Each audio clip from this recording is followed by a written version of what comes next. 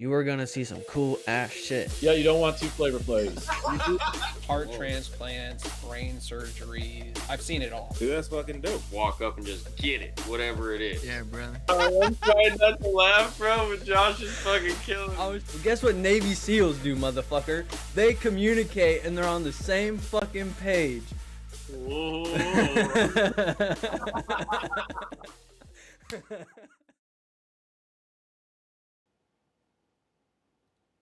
And we're live.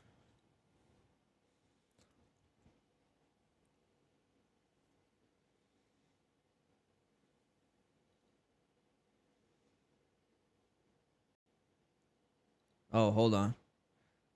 Hold on. It's fucked. They can't hear you. Why can't they hear you? Uh-oh. We'll go here. My Talk? comms coming. Oh, there we go. through. Okay. All right. Now they can hear you. And we're Round live. two, motherfuckers. We're back at you. It's the Happy Hoodlums podcast. It's your host, Kemper Woodruff, the Happy Hoodlum himself. And we have Mr. Flexzilla, not flexing no mo, but he a white gorilla, Mr. Zach Samps. There you go. That's when you know it's real.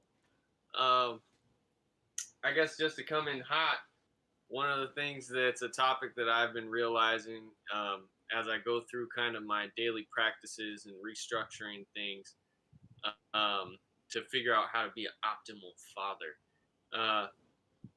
is that you realize you got it when you have it. And it sounds stupid, but you have it when your process is right. And the process will net the result. So you stop worrying about the result because the result is inevitable and it becomes trackable as you work the process diligently, you know?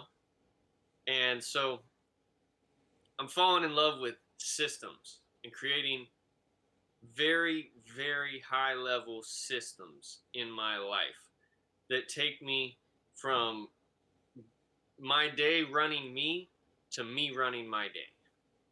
Hey, you know what's funny? Yeah. You're becoming me. What the fuck? Well, maybe you'll lose a marble or two and start, hanging out on my side of the tracks. Maybe we'll see. I'll have to pull you back. Yeah. Like, come to the structured side. But,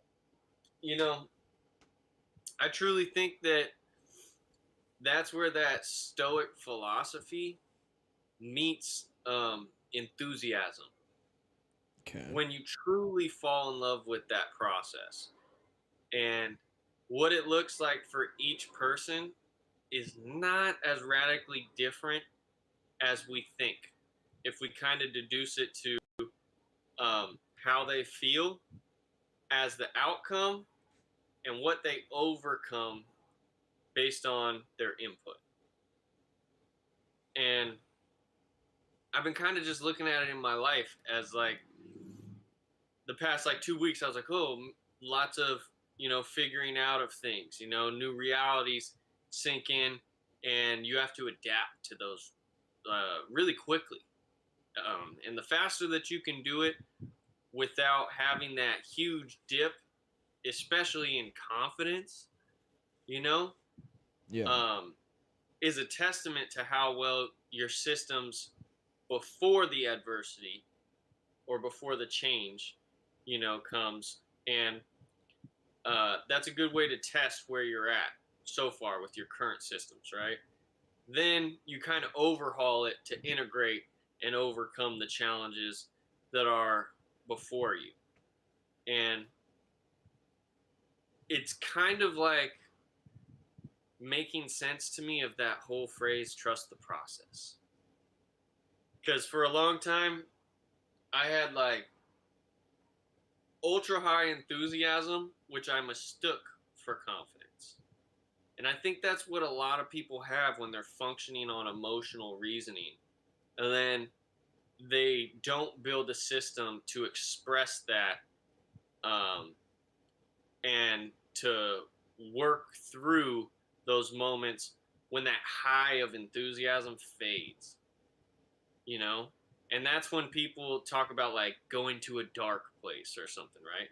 I don't really think about going to a dark place. I think sometimes, like, in order to get to the next level, my mom always described it this way. She said, in order to find yourself, you must walk to the edge of the light that you see and step into darkness. That means you got to do everything that you know to do and push that shit to the farthest level that you can on whatever level of understanding you're at. And then the darkness almost finds you. The darkness is that progression from this level to the next, right? In terms of enlightenment. It's almost like there's a spiral staircase, right? And you're like navigating this floor, and then you find this staircase, but the staircase isn't lit up. It's this dark, fucking weirdly shaped staircase that you gotta fucking figure out how to get up. And then you get up to the next floor of understanding, and it's fucking light again. And you have to humble yourself again to know there's another floor. And this floor doesn't even fucking matter. This floor is just what you need to get to the next floor, and you fall in love with that dark ass fucking Marco Polo staircase situation, you know, where you keep redesigning and elevating and testing the foundation of your knowledge basis. And facts and truth don't need to be changed. So when you get to that point and you're testing that shit, you see what was a fucking flawed understanding and not a true concept.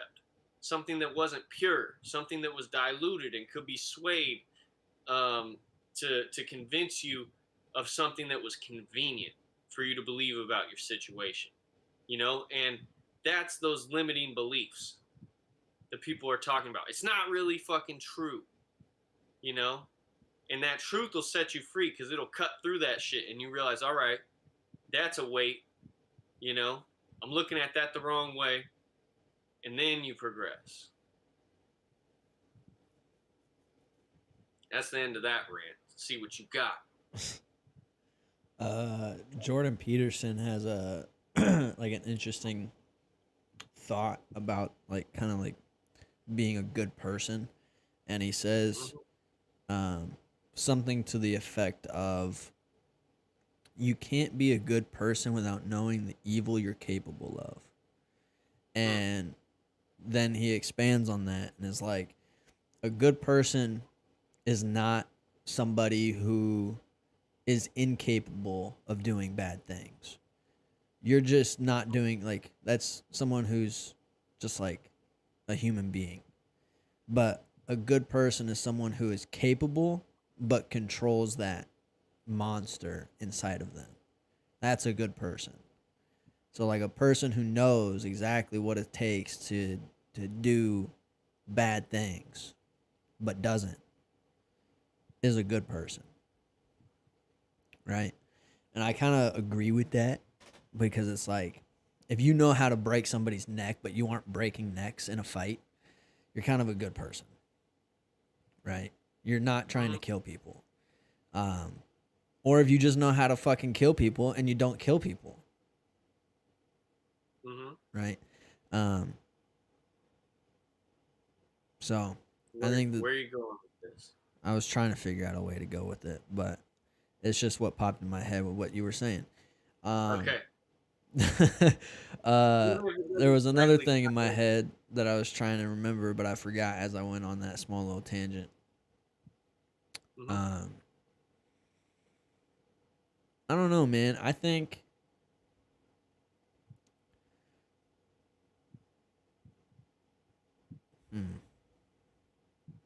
yeah, I'll have to simmer on my thought for a second.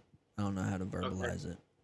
That's okay. You simmer on that, because I got something to say about Mr. JP's comment. Because, you know, again, I was watching something on Wes Watson, like an interview of him, and he was kind of mentioning Jordan Peterson and that same kind of thing about a truly like evolved or complete man must have expressed or explored their capacity to do evil, but refrain from it, Yeah. you know, and that's what makes them good. And I think that when it comes to that like violent edge or whatever, if you've truly experienced it, you've gone through a period of time where you thought that way. Like when you were hyper vigilant, um, maybe for good reason, but in the end, when you become truly confident and truly comfortable with your capabilities, you realize that it's almost for no reason. There's like Yeah. those oddball instances where it's really like, okay, you got to whack somebody, but those are really outliers, and you don't really attract that energy, and you can kind of, in most situations, change that um, or mitigate it before it happens, because most people don't who are less experienced perhaps and might just be in a highly emotional state. um, they don't really want to go there because there's like repercussions behind it, and chances are they're not even conscious of who they're fucking with if you're someone that is comfortable and well versed in that kind of dangerous in encounter and environment, and they bring it to you, right? Yeah. And in those moments, it's almost like you can diffuse that oftentimes just by being like, bro, you don't want to do that, and I really don't want to go there with you. You know what I mean? Mm-hmm. And it's like you just give respect. And if you handle it with respect and with love, most of the time you can allow them to feel like they're not necessarily the bigger person, but they're not a bitch for walking away. You just almost take that of, hey, I'm gonna put it on me. You can think whatever you want, but let's just, you know, resolve this and go about it amicably so no one's hurt. But now that that long-winded intro is out of the way, on the flip side, if you've gone through those stages in life and you find yourself thinking in this like hyper vigilant way where you're like all of a sudden you go to that dark place, I guess, where you start looking at people like and thinking those thoughts of like, oh, I could do this, I could get over it in this kind of way.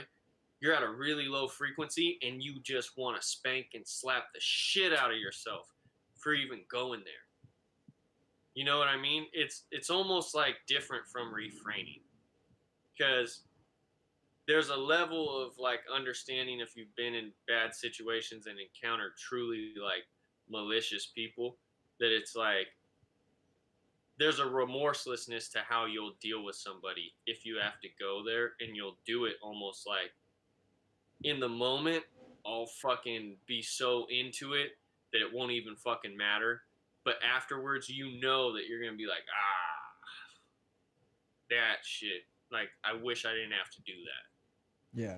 You know, that's when you know you mess with the wrong motherfucker, when they fuck you up and they're like, "Why the fuck you make me do that?" You know what I mean? That's a crazy person. That's someone you don't want to fuck with. You know, and the only level beyond that is like Delta Force type dudes have killed thousands of people, and they're like, "If I gotta do it, you're just no different from like killing this guy versus killing this guy. There's no fucking difference there." Yeah. You know what I mean? And that's not that they're immoral, but like you've experienced so much of that that you're like, why is this guy different from this guy? You Yeah. know, It's just fundamentally. another combatant, pretty much. Yeah, exactly. And I guess that's kind of what my take on the Jordan Peterson thing is like. When you reach a certain level of enlightenment and when you know too much, it's almost like I I don't want that karma. I don't want that experience. I hate the the byproduct of what all that brings. you know, into Yeah. my psyche and into my inner space, that I'll almost, you know, avoid that at all costs. And if I have to go there, then it's going to be relentless and I'm going to regret it regardless afterwards, you know?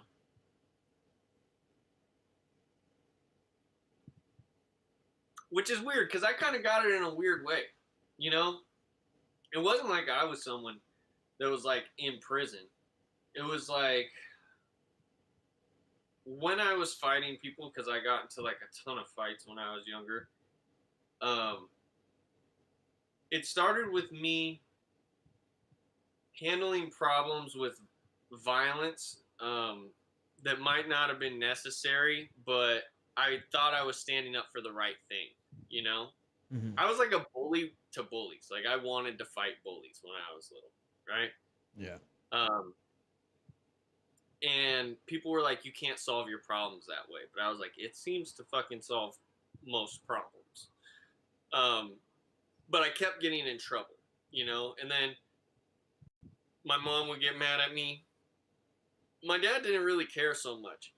If I was doing the right thing, my dad cared who started the fight. Like if the fight could have been avoided, my dad would have been on my ass. But most of the time, I was just like, I didn't really start it. It started for other reasons outside of me, and I was defending what you taught me. So he was like, all right, whatever. But my mom would always reprimand me, especially because like she was a single mom and she would always have to leave work to come to the school because I was getting into fights and shit. She was like, what the fuck, you know? Yeah. Um, so I got like this weird institutionalized like guilt almost, where I was like, it had this effect on me in the beginning of like, fuck the establishment, right? And so I got like way more mad. And then as shit kept going and you get older, you know, especially if you're fighting people that don't know how to fight, you start fucking people up, you know, and you've been through enough. Like I was always hurting myself, so I was like, the pain aspect of it didn't really bother me. I was pretty good at dealing with the pain of getting beaten, you know. So I was like, I'll take whatever I need to cause, you know, some significant damage. And as was going through that kind of stuff, I would start to like I had a ton of fucking guilt, you know, Yeah. especially because in middle school, you know, kind of going into high school, people want to figure out where they are on the food chain, you know, and you start getting more testosterone and more testy, you know, and if people are actually up to that test and like you fuck with the wrong person and someone doesn't have that middle ground of like, bro, let's do this, but you just fire on somebody, it's like, whoa, that's a whole different encounter, you know. But it's a fucked up place to be living because I was going through my day like looking for trouble, almost looking at situations like who's gonna say what to me, you know. And it was like a horrible place, me feeling like I had to defend my respect, Yeah. you know, like so much. Um, and then as we got older, you know, and you know, weapons started coming into play, drugs started coming into play, money started coming into play, shit like valuables started coming into play. Um, that added a whole other layer, you know, and now it's almost like you had to set that precedence so that no one was gonna fuck you over, you know, and let that shit be known. So you might handle somebody a little more intensely just so anyone else that was coming behind them knew, you know. Mm-hmm. And uh, a lot of my friends, like my best friend, rest in peace to Paul. Paul was like, not everybody was cool with him. You know what I mean? So me and him being, you know, together like we were, was like, bro, if you got a problem with me, my homie, I got a problem with you. you know, by default. And it became this weird thing where all of a sudden it's like you might be friends with a certain person from over there, but they won't hang out with you because of these affiliations. And it wasn't even like I was in a gang or anything. It's just like that's my brother. You know what I Yeah. mean? Um, and living life in that like very black and white way, in one hand, like to just logic and principles of like manhood, I guess you say, and like survival and tribalism, Yeah. it makes perfect sense. But in terms of like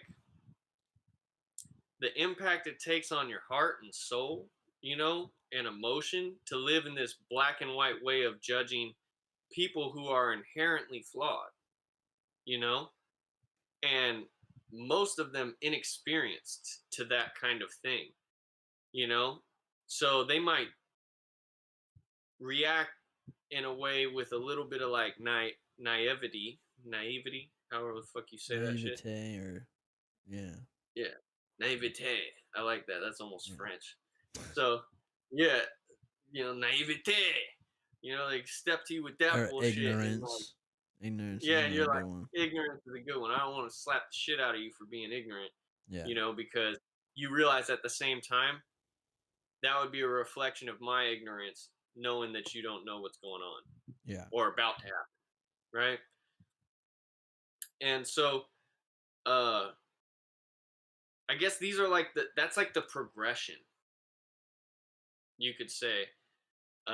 And it's not near as extreme as some people experience it, you know, like Paul would tell me stories of like being in the pen because um, he was locked up, and when he turned 18, I remember him getting transferred from like McLaren to, I want to say, OSP was where he was at. But it was for um, I believe I believe it might have been for a gun charge or something like that, you know? Mm-hmm. And so because of that, to go from being a young man, you know, like truly like a kid living based on man's principles into like a man's world, you know, and all the shit that he went through, that was a whole other level, you know? Yeah. Shit of where someone just can't fuck with the power that you do have. So you're unsuspecting, you're walking. I remember he was walking down a hallway and someone stabbed him in the neck, almost was like 2 millimeters from hitting his main artery. Oh You know shit. what I mean? Yeah. And him telling me the story of fighting this dude and not realizing that he'd been stabbed until he looked down and he maxed this dude out and then passed out, wound up in the ICU and shit. I found out about it later, you know? Um, and it's just crazy, you know, how I'm like, that was your experience. And it makes you very grateful of like, oh, shit could have gone way worse in my own life as well. And instances where I was right on the cusp of losing my freedom, you know, but I didn't. And so those things that mature you, they're not just like physical, it's deeper. It's like a spiritual thing. And I truly believe not only combat, but love, just deep fucking love is, they're like inextricably tied. And what you do, the actions, and where you're coming from with those intentions, like there's so much karma behind it, you know, that we have to be very mindful of how we navigate life, you know, and the things that we output. And it comes back down to that system, the system of what and where you operate from, you know, and the integrity that you hold yourself to is paramount.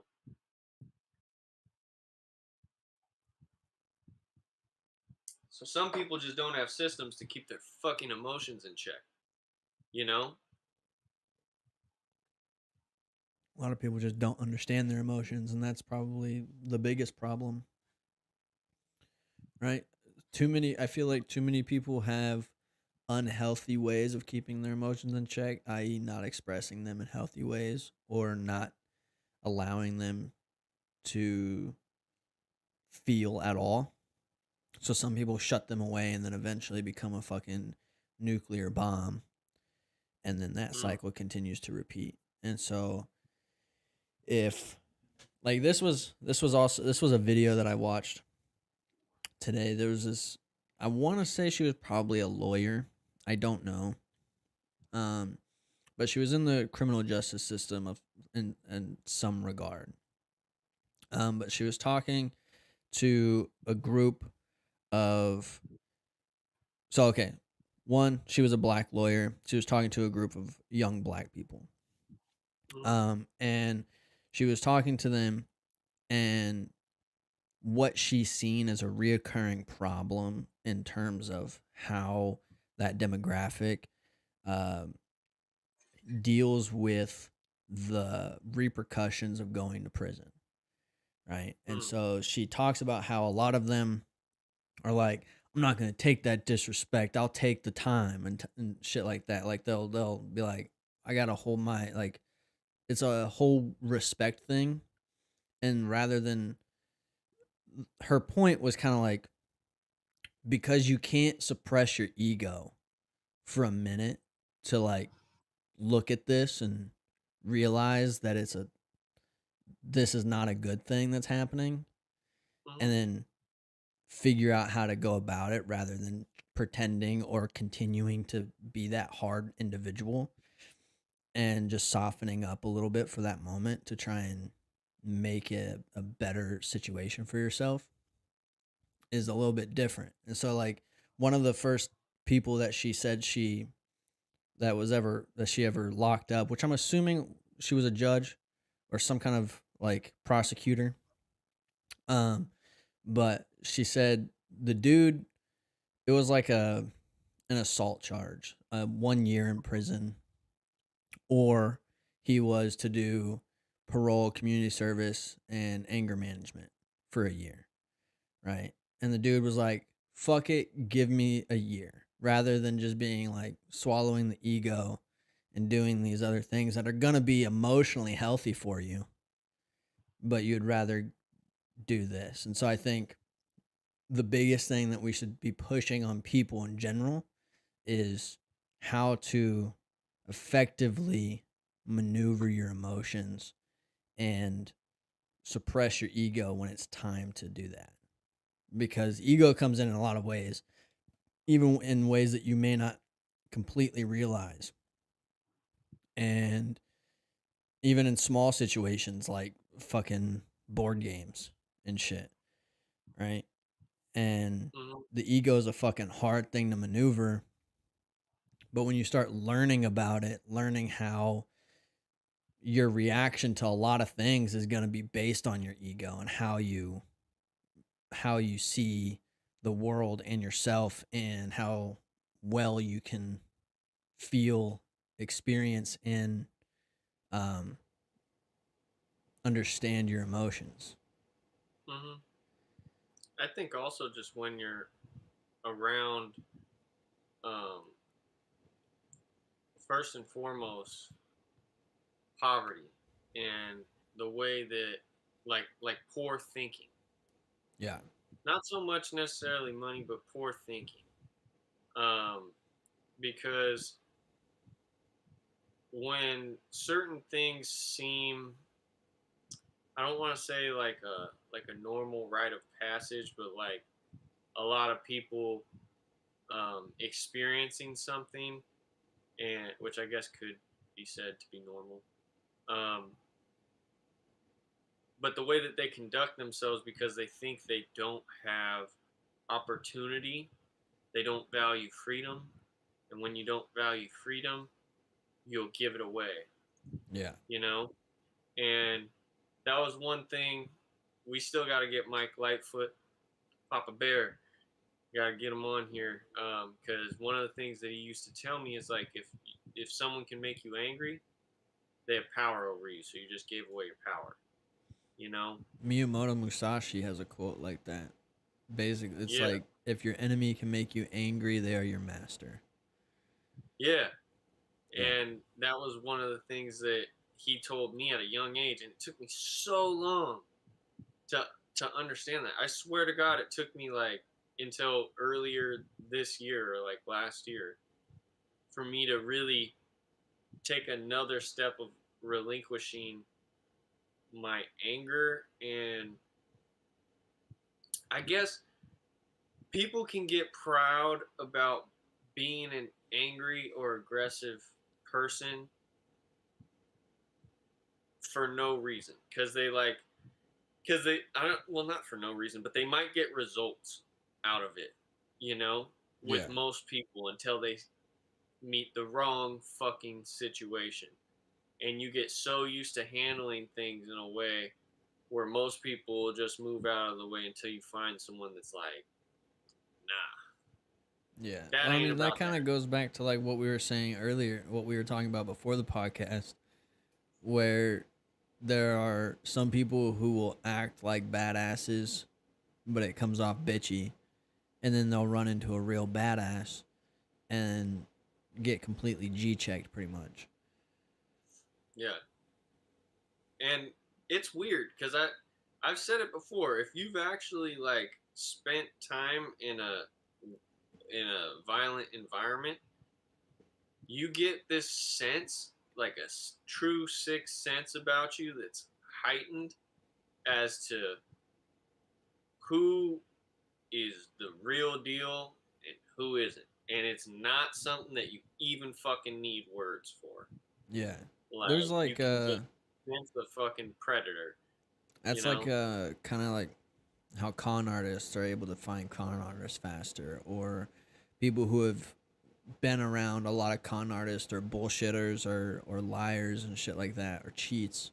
They're able to find those people faster and pick them out. Like, this guy, there's something off about this guy, and I'm not gonna fuck with him anymore, kind of But thing. that's why it's like the true master, the person who has mastered themselves, is like they can be a cool motherfucker, and it's almost like that shit doesn't even come towards them. Yeah. Like their frequency, their energy's so high that it doesn't even come towards them. They're the type of person where like a fight could break out and they don't watch it. You know what I mean? Yeah. Like 99.9% of people, their heads are fucking snapping around and looking. And there's certain people that are just like, let them handle that, you know? Yeah. Like, and they've all, it's not that they didn't notice kind of or read the situation of what was going down most of the time before it even happened, you know? But they're just like, oh man, you know, I don't want to be a part of it. I don't even want to give my attention to it.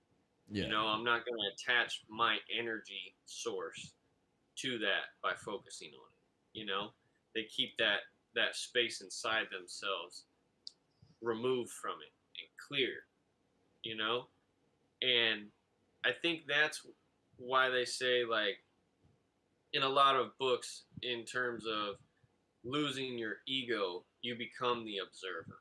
In meditation, they talk about observing your thought rather than interacting with it, just like a car passing by. You know, you see it, but you don't attach to the car. You just let the car keep going. Yeah. And if, as we learn to do that with like emotions, we go, oh, okay, there's that thing again, you know, and you go, did I just give? It's almost like you put a string on that car, like a dog chasing a car. You're off and running, and you're like, ah, shit. I ran. It faked me out again. Got my attention, and I ran down the street. Now you got to walk back home. And sometimes you can let that shit run you so fucking far out of where you're used to being that you're like lost from your neighborhood. It can take a Facts. while to, you know. And I think that bounce back and not needing to bounce back because you don't fucking chase is that true step towards mastery that has to be taken every moment, you know, and if you lay down a good system and you start solid early, it's easy to have a good day.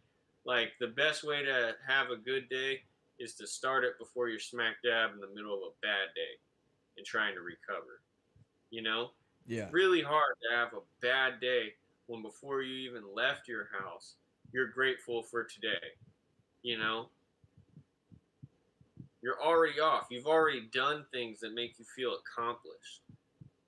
So by the time you actually get to a situation that might be playing itself out seemingly in a way that you didn't expect or didn't want, or wouldn't prefer, you don't attach yourself to that. You go, no, I'm still going to get the result because I've already gotten it. I already had the result of what I wanted because I feel like $1 million fucking dollars before I even get over here. So I'm not going to bite onto this situation that's a fucking facade.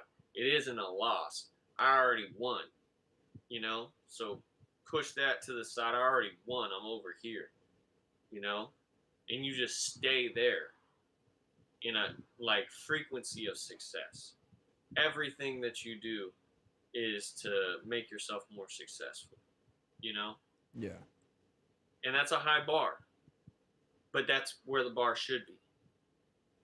And I think that's where people get it fucked up.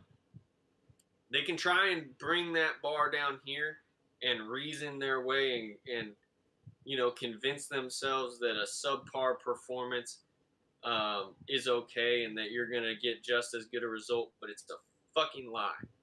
And you can't lie to yourself because that's you tearing you apart. Now you're not in agreement within yourself. You're not going to have harmony until you're willing to look at it and assess it correctly, you know? And if you know better, then your conscience is going to tell you, nah, dude, we can do it better next time, but today that's not acceptable for the level of aptitude that I have. And I have the aptitude of my understanding level. And if I'm aware of the shit being subpar, then my aptitude is fucking higher. It's where that high bar is. And I gotta live up there. I gotta pole vault over that motherfucker at all costs. You know? Pole vaulter isn't fucking happy if he gets up and hits it. He's gotta get over that bitch. You know? And you gotta find a way to get over it.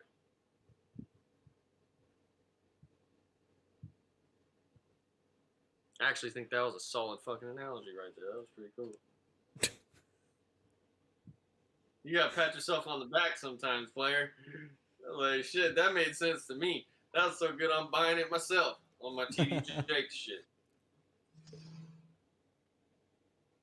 But no, like, I really have started to look at, especially since my dad died and me becoming a father myself, life in a different lens and really assessing what it means to be the best man that I can be, the best example that I can be.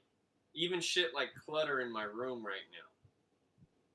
It's like it gets at me in a way that before I would kind of be able to like navigate around it and be like, all right, it's still not going to stop me from functioning on whatever today's tasks are.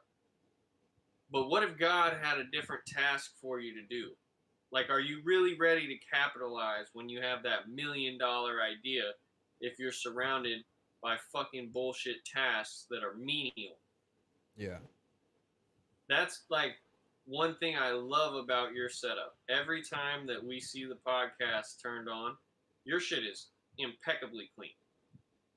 This is how it is all the time. Yeah. Unless That's it's like laundry absolutely- day and there's a bunch of laundry on my bed. That's how it should be, bro. I bet you that laundry ain't there for long, you know? No, usually it's only there for maybe like a day, at most 2 days, and then I fold it. It's there to get it done. Yeah. It's there to inconvenience you into doing it, like now. Yeah. Or I'm moving it around my room in a basket. But it usually doesn't stay in the basket for too long. Yeah, there's something satisfying about doing it. And again, like we're human, right? Yeah.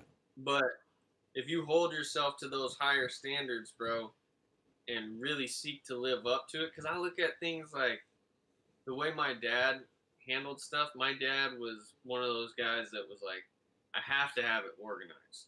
Yeah. Part of that was like he was super um, ADHD, like if he didn't put his keys in the same key thing every day, like I don't know where my keys are, it's gonna lead to a freak out. You Yeah, know? that almost seems like So, OCD, not so I ADHD. gotta make that.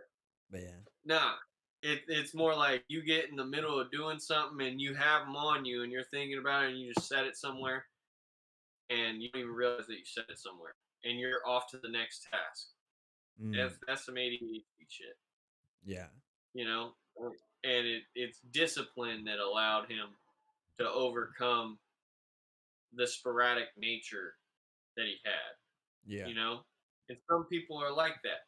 Like, to a certain degree, I think there's different kinds of creative people. Like, listening to Kanye West talk makes a lot of sense to me sometimes. You know, and most people will be like, he is scattered all over the fucking place. But, like, if I listen to a Kanye West interview, there's ways of me kind of drawing lines, be like, oh, okay, that I think most people are like not gonna be fucking able to understand. They don't seek to understand it. You want to They know need it spoon why? fed to them. Because Huh? you are also crazy. That could be. Because you do That the could definitely. exact same thing. Sometimes you say some shit that makes zero sense. 90% of the Fuck yeah. time, Kanye says things that make zero sense. Well, So, dude, I don't know. A lot of the time. Well, now lately he's been wild. He's been fucking wild. bro, I when think I some of the watched shit. his interview with Joe Rogan, I was like, I didn't get shit out of that. I was like, what the fuck is this guy going on about? I was so happy when I watched that because I felt that Joe Rogan did a great job of stopping him from being too tangential and asking him to explain where his brain was going. And on some of the stuff, he might have forgot because he was already like two thoughts down the line, which I understand. But on like most of it, he was able to kind of connect the dots there for a lot of people. I don't think it was until um, he started going off on all the like Jewish shit that most of the people truly lost him. You know, Yeah. um, well, not lost him, but lost having his back in the same way. Yeah, You they know, stopped they being went able to from like get behind what he's saying. well, they went from calling him genius to crazy, but I think at the same time, like I'm someone that uh I have so many ideas. I just need a little help or I would be at my optimal state with like a secretary or like a team that I could be like, here's this idea, send that out, work on that, you know? Have another idea in a different area. Here, this is the premise, work on that, come back to me, I'll flesh it out farther when we get this part mapped out, you know? So that way it's not just a million pieces of paper around because my shit looks like a mad scientist laboratory, you know, Yeah. where I got pieces of things all, but it makes sense to me in a weird way. Like I'm pretty good at making systems. It's just the part for me is becoming consistent and disciplined enough to come back to the same idea and work it to finality rather than just taking this brilliant idea full of enthusiasm, getting it out of my head, putting it on paper, and then forgetting about it too long. You know, Yeah. that's what it is. Because I tell you what, I got hits on hits on hits. I got lots of fucking ideas that when they come out and as they come out, people are gonna be like, pretty fucking solid. You know, That's how. This is how I test people on whether I invest into their idea or not. Um, when they tell me an idea, I'm like, cool, that's awesome.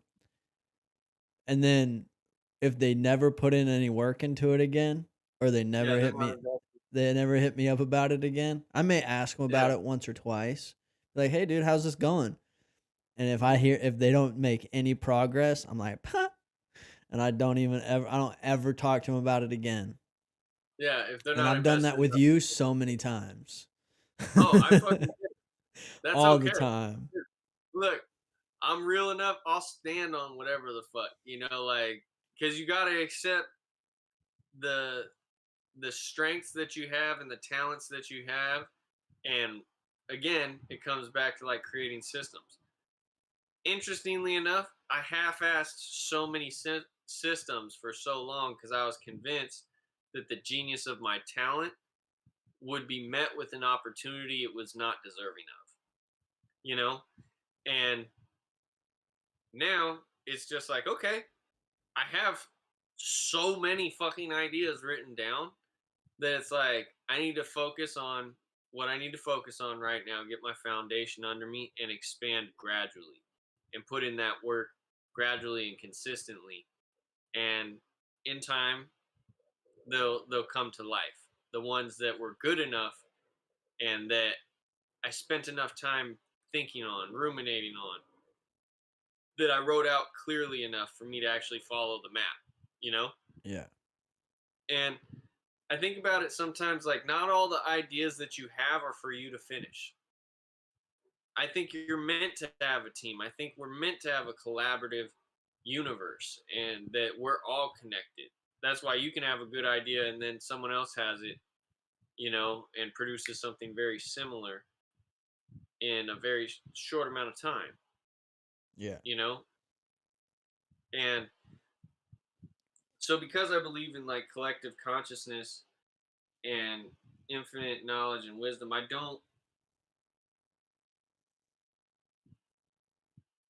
don't spend too much time anymore beating myself up about whiffing an idea. It's like I had a home run pitch and I fucking just skimmed the ball. It was like slow motion. I could see it coming and I just fucking whiffed it, you know?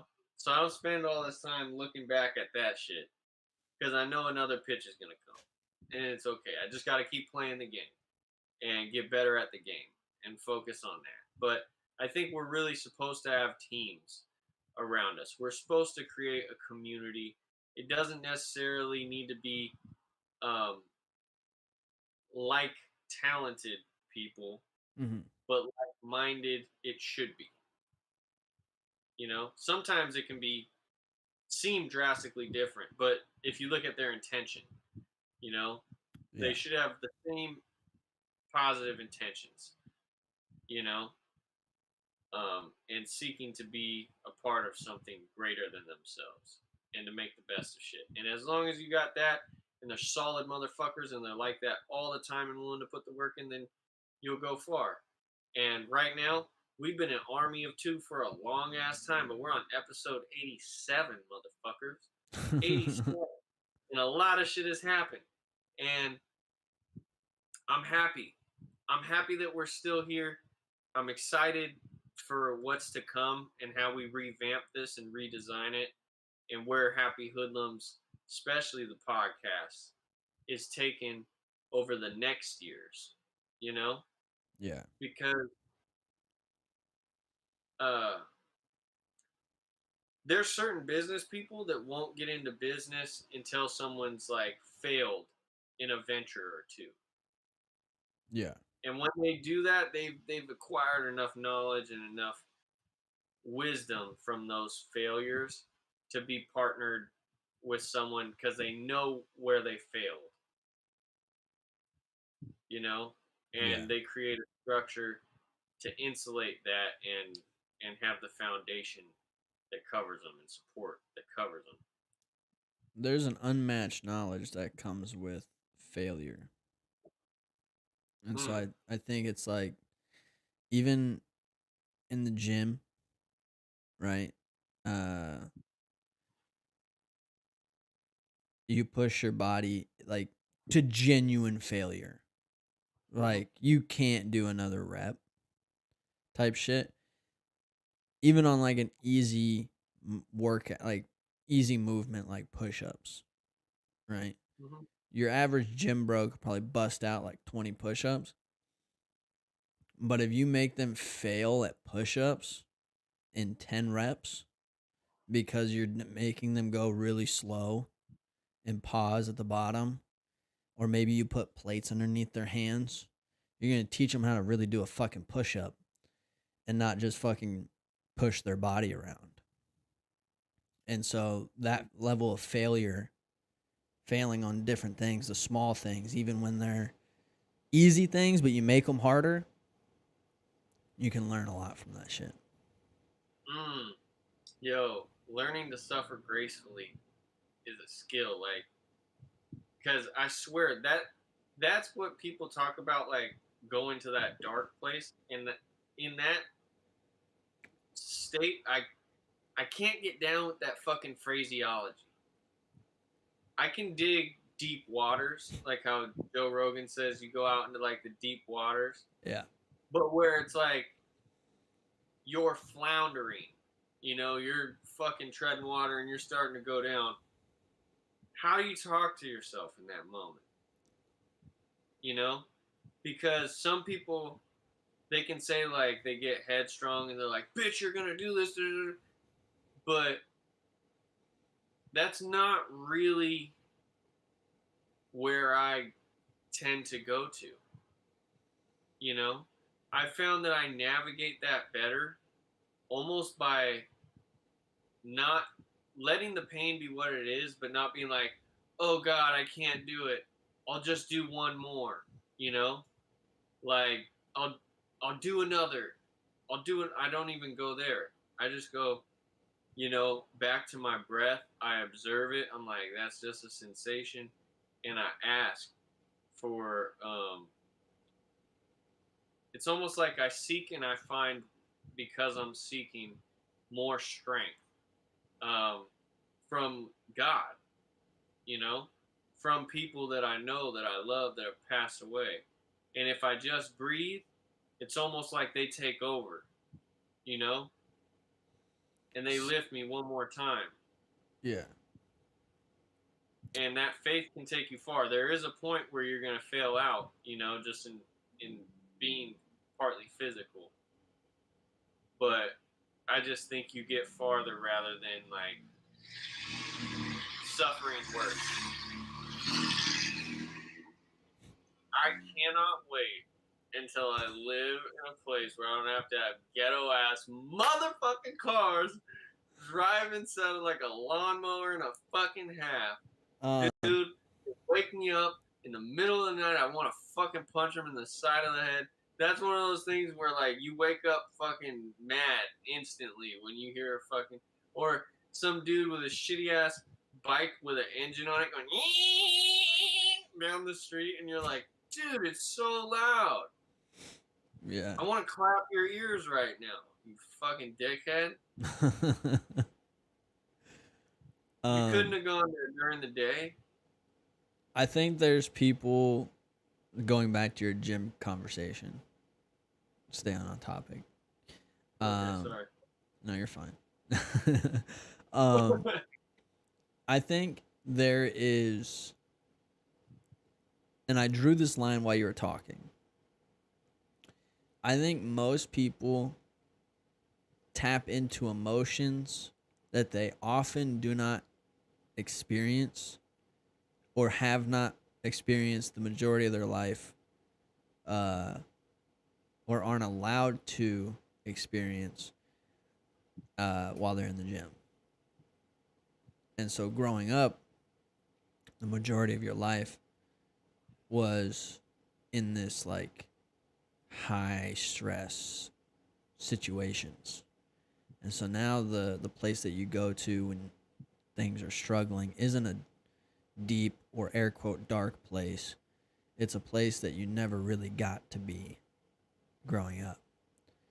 And then now you have people on the flip side who never experienced the type of shit that you have and never got to feel that anger, and they let that fuel them in the gym.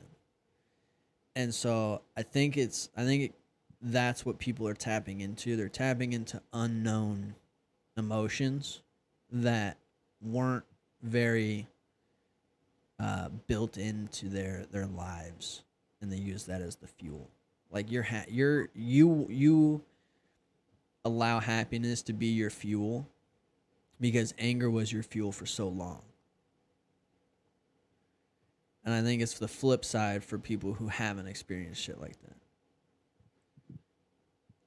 Yeah, I think anger burnt me out. Yeah.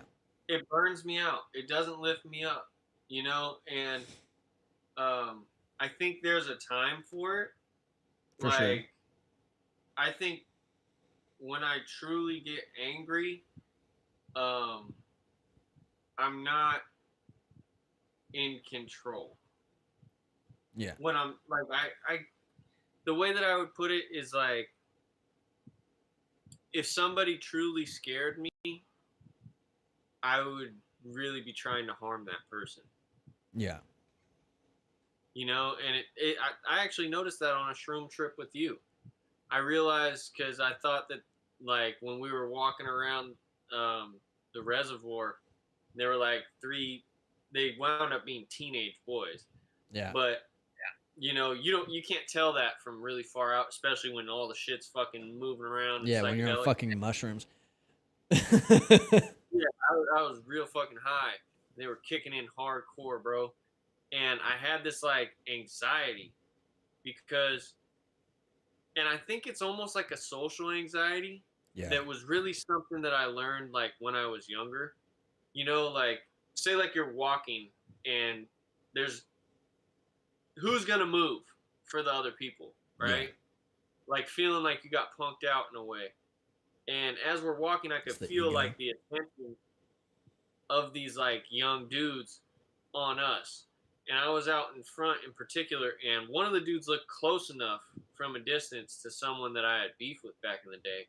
Yeah. I was like, instantly, I was like, I'm gonna fucking steal on the first one, and you know, reposition. And I was running through this whole fucking scenario, and then as we're walking by him, and we're right up on him, bro, I see this dude's face, and it's a kid, and I was like, yo, I'm bugging right now.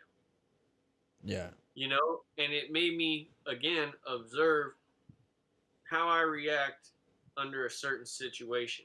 And so I went, oh, I got to be very mindful of putting myself in situations where I'm liable to run into something that's gonna evoke fear in me, like true fear, you know. And after going out and being around a lot of like drunk shit, being around, you know, people that are gangbangers or fucking that, you know, just not necessarily, I really just want to say low level people, Yeah. you know, people that have not really gone and done much in their fucking lives that think they have nothing more to lose.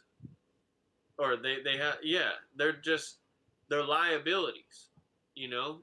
And I realized like putting myself around people like that made me a liability to myself, you know? Yeah.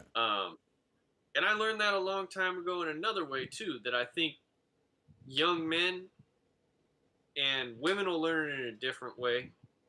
But the merit of this little gold nugget is just the same. If you let your loyalty take you to places that your judgment wouldn't otherwise have you on your own, you're bound to betray yourself and to sell yourself short eventually. Because you're going to do something being a good hearted person to be down because your virtues are actually higher than the situation that you're fucking with right now. And you're living as a follower, you're living as a group rather than being a leader. you know? And you wind up doing some shit that you wouldn't have otherwise had to do or felt you had to do, you know? And Yeah. sometimes, like, honestly, you have to do it. If you programmed yourself to live by this fucking code of ethics, like, and then you find yourself attached to it with your identity, you feel like an absolute failure if you don't do this, not even realizing this situation is one night, one instance that is not worth it. And you wind up fucking hurting yourself or hurting somebody else in life altering ways, you know? And I've done it, had it done to me, and seen it happen, you know, thousands of times over. And that's some shit where it's like, you might learn something, but that opportunity cost you a lot, and you did not have to be fucking with it. The time you took to be doing that, you could have been doing something else, you know? And that's some shit that we just don't get coached to soon enough. And it bites you in the ass sometimes, man. Honestly, every time. Every time it bites you, and you might not even feel it. You're like numb to it most of the time. Because you think we're all doing the same thing, but not everybody's on the same fucking page. And like, if you know too much, if your level of awareness is up here and you're living down here, ooh, you're held to different standards than people that don't know better. You know, and it's by God's grace and mercy that we get out of that shit. You know, people got guardian angels, man. And my life has been a byproduct of divine intervention. And I say this because for a long time, I had a lot of survivor's guilt. You know, when my best friend died, you know, that's my brother, bro. And looking at a lot of the kids in the neighborhood that weren't bad kids, but just wanted to be respected, wanted to be seen as a man, wanted to be down. They didn't even understand what the fuck a man was, and a lot of them still don't, you know, and fucked up in some ways that, like, I was right there to see it. Like, some of them I was walking right next to you saying, bro, don't do that. You know, sometimes I didn't even say it. And I looked at that and I was like, all right, I had to live with that, knowing that person's a good person, you know, and trying to figure out, you know, navigate saving people.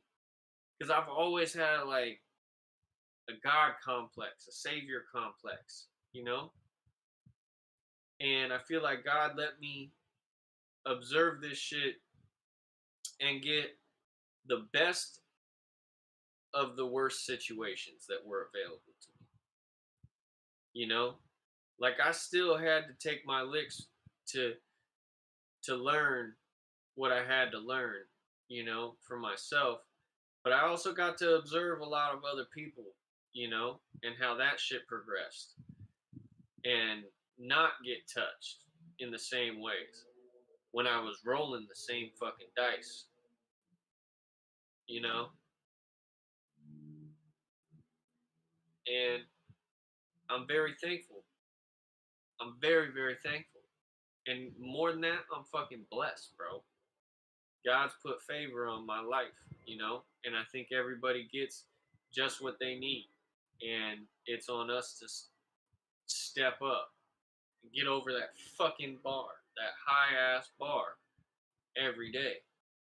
Because there's greatness in all of us. You know, will we express it in the ways that we have the potential to? Who the fuck knows? It's up to us, you know? Like, will you believe that you're worthy of your imagination?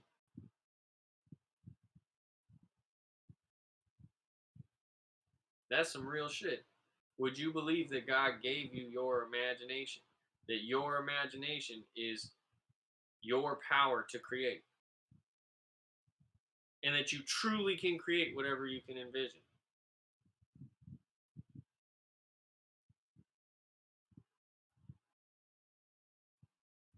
Are you asking me because you know I'm gonna say no because I think my power is mine. I don't believe in the God bullshit that you usually push. So, so if you're asking for my response, it's gonna be no. I don't think that anybody gave me what I have, and what I have is what I'm fucking put the work in to have.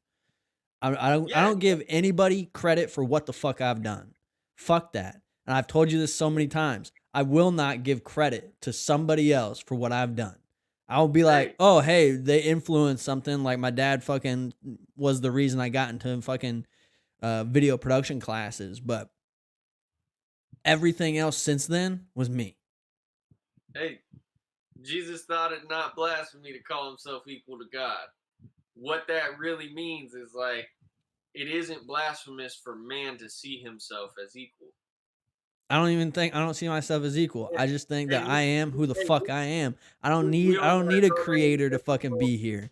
I don't need. We don't need to do this. No, we do, motherfucker. You can't just shut me down now. Hey, this is censorship. This is fucking bullshit. You know who starts and stops this fucking recording? Me. You know who edits this shit? Me. I'm coming for your ass, bitch. I'm coming for you.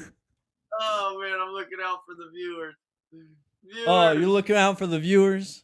Yeah, Hold on. because there's a million podcasts of us doing the same shit. Hold on. Pause. If there's a million podcasts of us doing the same shit, we just did a fucking 1,000,001 podcast of the same shit. They needed all the shit before that rant. We just did the 1,000,001 podcast that is the exact same as all the other podcasts that we've done. Hey, but we got a quality fucking podcast. Okay. All right. Yeah. Oh fuck. You don't need to believe in God to feel like you have a purpose. Fuck that. Yeah. Hey, look, each to their own. Each to their own. Yeah. All right. We can leave it at that. But hey, but I have to listen to your rants on God. You get to listen to my rants about not God. Fuck you. I think just you have like creative power. See, this is the thing, bro. People that take that exact same stance as you are not really understanding what the fuck I just said about Jesus thinking himself equal to God. But that's a whole other can of worms. What I'm saying is that the creative power, that comes from the universe, if you want to call it that, energy, right? Because it takes energy, and if you're looking at science, to create, right?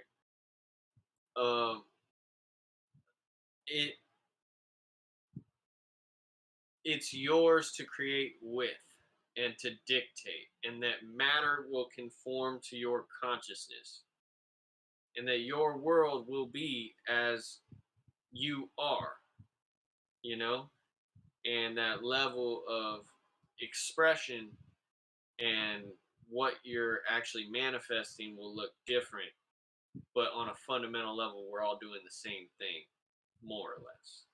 Yeah. I definitely do think, I agree that the way that you think and see and frame things shapes your reality, right? Like if you wake up and you're happy to wake up and you have a plan for the morning, you fucking shower, you make your bed, and then you feel fucking good because you're shaping your reality in a positive way. That's you. But I don't fucking give nobody credit for that shit. That's you, motherfucker. Yeah, and that's where we differ, because I say Christ consciousness is real. I just don't see why it has to come from somewhere. Why does it have to come from somewhere? It's absolutely real, and Jesus is absolutely real. What's up, Colby? This is my brother. Bada bing. I don't know what he's doing. Grabbing bathroom grinder or ashtray or something. Shout out to Iron Maiden. Oh yeah. Yeah, so, but I guess we can just end there. I don't have much steam left in these sales. Do you have anything else you want to say? Nope. All right. We juiced it out of them. Y'all squeezed up, Sonny. And we will see y'all next week. Sounding like a smoky hole on the end of the bar. Peace.